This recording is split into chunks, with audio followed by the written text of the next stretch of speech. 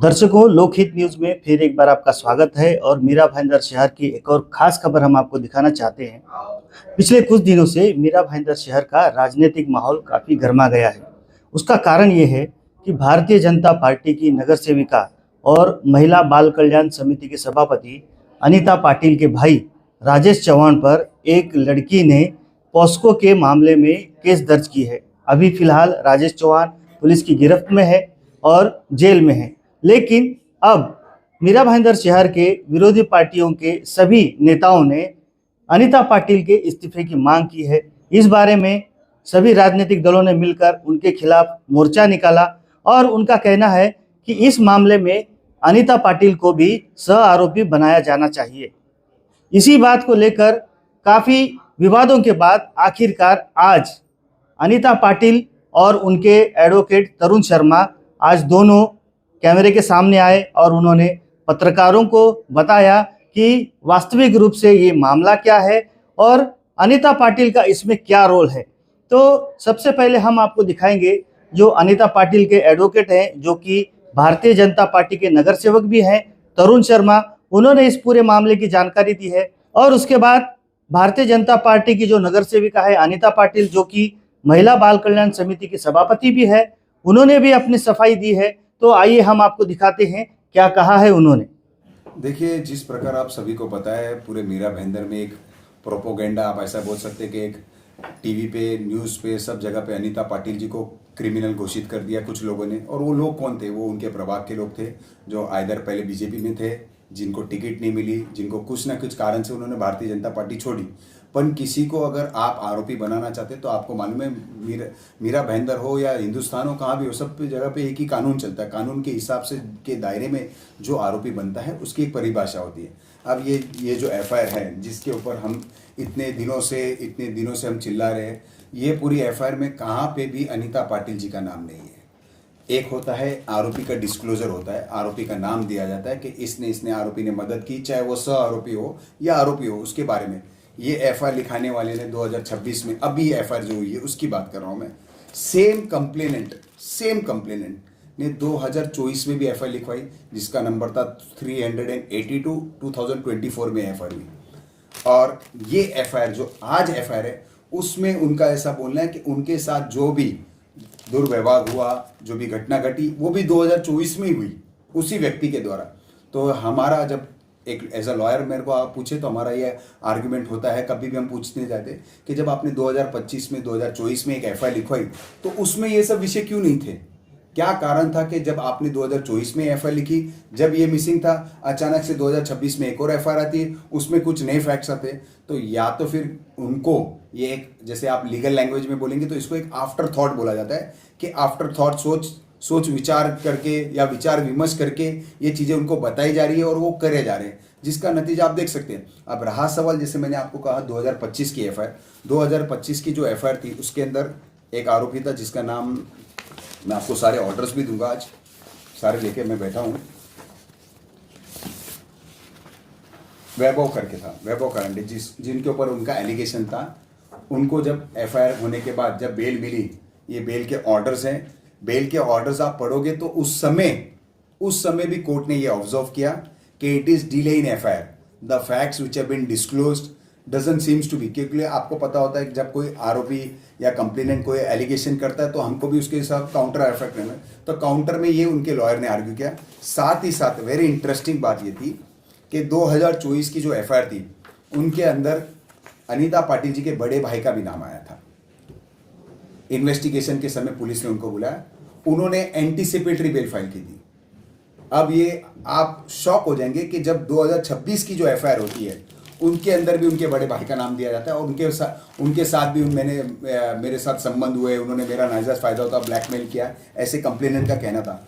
पर आपको एक चीज़ बताऊंगा तो आप शॉक हो जाएंगे कि यही एंटीसिपेटरी बेल के अंदर यही महिला कोर्ट के अंदर खड़े होके उन्होंने अपना एफिडेविट दिया है कि अनीता पाटिल के भाई, जो बड़े भाई थे जिनके ऊपर ये एलिगेशन उन्होंने लगाई थी 2024 में, 2025 में जो भी एलिगेशंस थी, उनमें उनका कोई लेना देना नहीं है और उनका इस घटना से और इस संबंध से और ये फोटोग्राफ्स और ये जो ब्लैकमेलिंग का, उसमें उनके भाई का कोई लेना देना नहीं है। ये ऐसे उसी महिला ने लिखा है, पीड़ित महिला ने। और कोर्ट में लिखा है, आप देखिए। तो मेरा ये बोलना है कि ये एक सोची समझी साजिश है, क्योंकि आपको सभी लोग जानते हैं कि अनीता पाटिल जी का प्रभाव कितना है पिंकरपाड़ा में, लोग उनको कितना चाहते हैं, क्योंकि जब वो 5 बार जीत के आई है तो कैसे जीत के आई, लोगों ने उनको समर्थन दिया, उनका हर विषय पे जो जिसका निवारण करता है उसके बाद ही कोई इतनी बार नगर सेवक बन सकता। तो इतना ईजी नहीं है ये जर्नी जो उन्होंने फुलफिल की है। और आपको पता है मीरा भाईंदर में फिलहाल राजनीति माहौल कैसा है कि अगर एक पत्थर आप मारोगे तो सामने वाले 5 पत्थर लेके खड़े ही हैं। तो उनमें से ये 5 पत्थर वाले लोग थे जो कब से इंतजार कर रहे थे कि कुछ मौका मिले उनको, किसी भी भारतीय जनता पार्टी के नगर सेवक हो चाहे सभापति हो, किसी न किसी के ऊपर कुछ एलिगेशन करने का। आज मीरा भाईंदर में मैं जितने भी लोग ये जो सारे विपक्ष एक साथ मिलकर लड़ रहे थे, मैं भी इनके साथ आना चाहता हूँ। मैं एक ही रिक्वेस्ट करूँगा, आप अगर सच में मीरा भाईंदर की हर एक पीड़िता के साथ है तो मैं आपको सारी मीरा भाईंदर में जितनी पॉस्को की एफआईआर उनकी डिटेल देता हूँ, उन पीड़ितों के नाम देता हूँ, और मैं चाहूँगा कि आप सबके लिए उनके लिए खड़े होइए। तब ये माना जाएगा कि आप मीरा भाईंदर में सच्चाई लड़ रहे हैं। और खड़े नहीं होइए, मैं तो हमारे मंत्री महोदय साहब जिन्होंने इतना बड़ा क्लेम किया था कि मैं उनको अडॉप्ट करूँगा, तो मैं तो बोलूँगा मंत्री महोदय साहब से कि मैं चाहूँगा कि सर आप इसको लीगली फाइट कीजिए। एक अच्छे लॉयर को, जिस प्रकार फडणवीस साहब ने, जैसे हमारे मुख्यमंत्री साहब ने, जैसे एक घटना घटी मर्डर केस जो आपको सबको चर्चित विषय, उन्होंने स्पेशल पीपी अपॉइंट किया। तो मैं चाहूँगा कि ये सब पॉस्को केसेस में आप स्पेशली करके स्पेशल पीपी अपॉइंट कीजिए, ताकि लोगों को जो इस पीड़िता रियल पीड़िता है उनको उसको जस्टिस मिले उस चीज़ का। आपको पता है आज जब ये एफिडेविट्स और ये सब साइन क्यों होते हैं, क्योंकि लोगों को मालूम है आज के पीछे एफआईआर करने का मकसद क्या है।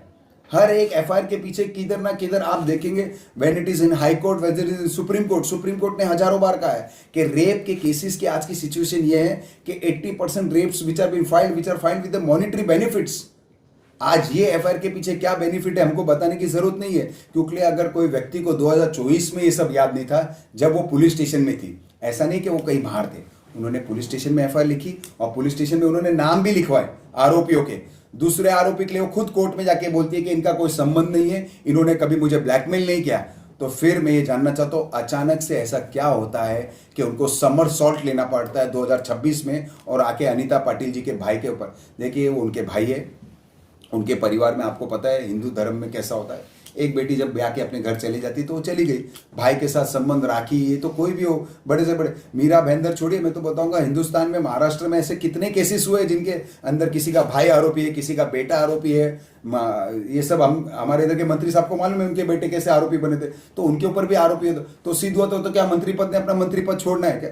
आज जब बाप बेटे के लिए नहीं छोड़ा तो एक भाई बहन तो कितने दूर रह रहे एक दूसरे से। आज उनके घर के अलग रिश्ते हैं, उनके हस्बैंड यदि आपने व्यवसाय पाल रहे, तो मेरा यही मानना है कि ये सिर्फ एक प्रोपोगेंडा था, जो प्रोपोगेंडा का मकसद यही था कि किसी भी प्रकार से नैरेटिव सेट किया जाए भारतीय जनता पार्टी नगर सेवक के खिलाफ, अनीता पाटिल जी के खिलाफ। But till date not a concluding evidence आज तक रिकॉर्ड पे नहीं है। पुलिस ने हमको बुलाया, हमने जाके स्टेटमेंट दिए, पुलिस ने जो जो हमसे चीजें मांगी हमने सब दिया। अब जब पुलिस ने हमको बुलाया, उनको लग रहा है कि हम आरोपी नहीं है, तो कैसे आरोपी बने? किसी के बोलने पे अगर कोई रोड पे खड़े रह के चिल्ला रहा है, किस कारणवश चिल्ला रहा है, क्यों चिल्ला रहा है, सबको पता है। और वो कौन चिल्ला रहा है? वो चिल्ला रहा है जो कभी इस पार्टी में था, उसको टिकट नहीं मिली। तो ये सब प्रोपोगेंडा है। मेरा ऐसा मानना है अगर रियल में मीरा भाईंदर में आपको किसी पीड़िता का मदद करनी है तो मैं सभी को आह्वान देता हूँ, आप आइए। मैं जिस प्रकार आपको पता होगा मीरा भाईंदर में एक बहुत बड़ा केस चला था, तुनिशा शर्मा सुसाइड केस, जिसमें मैं अपील हुआ था 1 रुपया देके। तो मैं मीरा भाईंदर की हर एक पीड़िता को आह्वान करता हूं, आपको चाहिए तो मैं आपके लिए 1 रुपये में खड़ा होऊंगा। बट ऐसे लोगों का सहयोग मत लीजिए जो अपनी राजनीति चमकाने के लिए रोड पे हैं। आपको मदद चाहिए, हम खड़े रहेंगे। हम मंत्री साहब से रिक्वेस्ट करते हैं, हम जैसे और भी उनके पास बहुत सारे लॉयर होंगे, उनको खड़ा कीजिए ताकि रियल में किसी को न्याय मिल सके।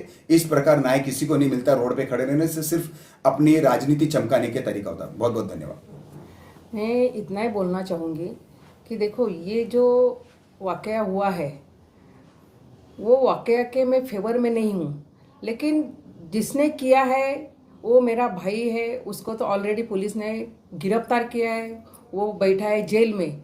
और यहाँ पे क्या हो रहा है कि सब विपक्षी लोग जो गांव में जो अभी 2026 को इलेक्शन हुआ था उसमें जो हरे हुए जो 4-5 लोग हैं उन्होंने मुद्दा उठा के खाली अनीता पाटिल को अरेस्ट करो, अनीता पाटिल को सह आरोपी करो, उनका राजीनामा ले लो, यही चल रहा है। ये किस लिए चल रहा है आपको भी पता है। मैंने उसके आगे जाके मैं बोलूँगी, मैंने खुद एक महिला होके मुझे भी बुरा लगा तो मैंने पुलिस स्टेशन में पुलिस आयुक्त जी को एक लेटर दिया कि जो आरोपी है वो आरोपी उसका सिद्ध हो जाएगा तो उसको कठोर से कठोर उसके ऊपर कार्रवाई की जाए। ये मैंने खुद लिख के दिया है। तो मैं उसमें सह आरोपी कैसे बनती हूँ? 25 साल से मैं नगर सेविका हूँ, बहुत अच्छे तरीके से काम कर रही हूँ। आप सोच सकते हैं कि लगातार 5 बार जब कोई चुन के आता है तो उसके पीछे बहुत सारी तपस्या रहती है, बहुत सारे काम करने पड़ते हैं, बहुत सारे लोगों के प्रॉब्लम्स में उनके साथ खड़े होना पड़ता है। लेकिन क्या होता है जब इलेक्शन आते हैं, जो चिल्ला के बता रहे हैं कि अनीता पाटिल को सह आरोपी करो। अभी सह आरोपी करने के लिए मैंने तो कुछ ऐसा किया नहीं है। भाई होने का मतलब ये नहीं होता है वो भाई कभी मेरे जब अच्छा था तभी मेरे यहाँ कभी राखी बांधने को आया होगा तो मैं उसको तो धक्का मार के दूर नहीं कर सकती हूँ। आया होगा तो मैंने राखी बांध दिया होगा। अभी उसका परिवार अलग, 40 से 45 साल मेरे शादी को हुआ है, मैं अलग रहती हूँ, मेरा परिवार है, उसका परिवार अलग है, तो मैं यहाँ उसके साथ कैसे हो गई? मैं उसका फेवर कैसे कर रही हूँ? अभी फेवर करना होता तो मैं पुलिस आयुक्तों के खुद लेटर नहीं देती थी कि उसके ऊपर कठोर से कठोर कार्रवाई हो जाए। आपका एक ऑडियो वायरल हुआ जो कि बताया जा रहा है कि आप उस पीड़िता को धमका रही हैं और पैसे देने की बात कर रही हैं। नहीं, ऐसा मैंने कोई ये किया नहीं है। जो ऑडियो जो किया था, जो ये हुआ था, लीक हुआ था, या तो बता दिया था इसको मीडिया को, वो मेरा उसके साथ जिसके साथ भी कम से कम आधे घंटे का हमारा बातचीत हो गया था। उसमें 4-5 सेकेंड का खाली कुछ मेरा आवाज़ उसमें बताया गया है। तो आप तो खुद पत्रकार हो, मैं तो आपसे रिक्वेस्ट करूंगी आप इसकी पूरी चांस, वो पूरा ऑडियो आप भी मांग सकते हैं, आप भी सुन सकते हो कि उसके पीछे कारण क्या है, नक्की क्या हुआ है। तो आप खुद समझदार हो। मैम, एक और ऑडियो क्लिप आपका वायरल हो रहा है जिसमें ये कहा जा रहा है कि ताली दोनों हाथ से नहीं बचती है, इस वजह से एक महिला को इस तरह का स्टेटमेंट देना, ये भी ऑडियो वायरल हो रहा है। इस विषय पे क्या कहेंगे? नहीं, ऐसा बोलने का आप जो बोल रहे हैं तो मुझे तो याद नहीं है मैं कभी बोला होगा। लेकिन बहुत सारे 25 साल से मैं नगर सेवक हूँ तो बहुत बार ऑफिस में बहुत सारे लोग आते हैं, उससे बातचीत के दरमियान मेरे मुंह से निकल गया, लेकिन उसी लड़की के लिए निकल गया है ये मुझे याद नहीं है। कि मुझे नहीं लगता कि मैं उस लड़के को बोल पाऊंगी इस चीज। मैडम, एक आरोप ऐसा लगाया जा रहा है कि जब उस लड़की के साथ अन्याय हो रहा था तब वो नाबालिग थी और इस बात की आपको जानकारी थी, लेकिन आपने उस वक्त सही कदम नहीं उठाया, इसीलिए उसके साथ लगातार अत्याचार होते रहे। ये आरोप था और इसी की वजह से आपके जो विरोधी हैं वो आपको टारगेट कर रहे हैं। देखो, मुझे पहली बात तो मुझे जो 2024 पे जब FRI हो गया तभी मुझे पता चला कि ऐसी बात हो गई है। तो मैंने तो अब वकील जी ने बताया कि वो खुद लड़की वहाँ पे जाके कोर्ट में जाके उसने खुद ने स्टेटमेंट दिया है कि मेरा इनसे कुछ लेना देना है, मेरा इनके ऊपर कुछ आरोप नहीं है। तभी मुझे ये बात मालूम हो गया। वो जो बोल रहे हैं कि मुझे पहले से पता था, पहले से मेरे पास आएगा, तो ये सब झूठ है। मुझे नहीं बताया गया था, मुझे पता भी नहीं था। तो उसका जो वीडियो निकाला गया लड़की का और वो वीडियो के माध्यम से ब्लैकमेल किया गया, ऐसा उसका कहना है, इसमें कितनी सच्चाई है? अभी उसकी सच्चाई मुझे पता नहीं, क्योंकि मेरे पास तो आया नहीं है, मैंने देखा भी नहीं है। वो लड़की बोल रही है, वो स्टेटमेंट दे रही है अभी, तभी मुझे पता चला है। और उसके बाद भी मैं ये बोलूँगी कि उसने FRI किया था, जो खड़ांगले करके, सौरभ खड़ांगले करके उसको ब्लैकमेल कर रहा था, तीसरा आदमी, उसके ऊपर FRI किया था। तभी मेरे भाई का उसमें नाम आया था, तभी मेरा भाई गया था कोर्ट में, उसके ऊपर जो होता कोर्ट में गया था। तो कोर्ट में मेरे मालूमात से इस लड़के ने खुद ने कोर्ट में खड़े रह के जज के सामने बयान दिया था कि मेरा इस जयराम चौहान से मेरा कुछ लेना देना नहीं, उन्होंने मेरे साथ कुछ नहीं किया है। तो मैं भी कन्फ्यूज हूँ, सही में उसके पास साथ अन्याय किया था कि नहीं किया था। तो ये जो आपको टारगेट किया जा रहा है, क्या सिर्फ राजनीतिक कारणों से किया जा रहा है या आपके जो अपोजिशन वाले हैं वो आपको इस मामले में घसीट रहे हैं? 100% वो अपोजिशन वाले कर रहे, क्योंकि लगातार 5 बार चुन के आने के बाद इनको चांस ही नहीं मिल रहा था चुन के आने के लिए। वोटिंग के मैदान में मुझे हरा नहीं पाने के वजह से उन्होंने इस तरीके से एक मुद्दा उनके हाथ में लगा और मुद्दा उन्होंने पकड़ के खाली वो जो आरोपी था वो तो जेल में है, तो लगातार अनीता पाटिल को सह आरोपी बनाओ, अनीता पाटिल को अमका करो, अनीता पाटिल को राजीनामा देने को लोग, तो इसके पीछे एक ही कारण है कि ये राजकीय प्रोपेगेंडा चलाया जा रहा है मेरे को राजकारण से हटाने के लिए। एक महिला बाल कल्याण विकास विभाग की सभापति होने के नाते ऐसे विषयों में आपकी क्या भूमिका रहेगी? मेरी यही भूमिका रहेगी, कोई भी होने दो, ऐसा जघन्य अपराध कोई करता होगा तो उसको कठोर से कठोर उसके ऊपर कार्रवाई होनी चाहिए, और कार्रवाई करने के लिए मैं खुद भी आगे आके उसके ऊपर कार्रवाई करने की मांग करूँ। विपक्ष को यही बोलूँगी कि राजनीति करनी है तो एकदम स्वच्छ राजनीति कीजिए, किसी के ऊपर आरोप करके वो आरोप सिद्ध नहीं होता है, कोई भी एक बात होगी वो 10 बात झूठ बोल के आरोप सिद्ध नहीं होता है। और मैं तो विपक्ष को यही बोलूँगी कि गंदी राजनीति छोड़ दो, अपनी सही राजनीति करो, कि अच्छा से काम करो और अपना नाम बनाओ, आप भी अगले बार चुन के आ सकते।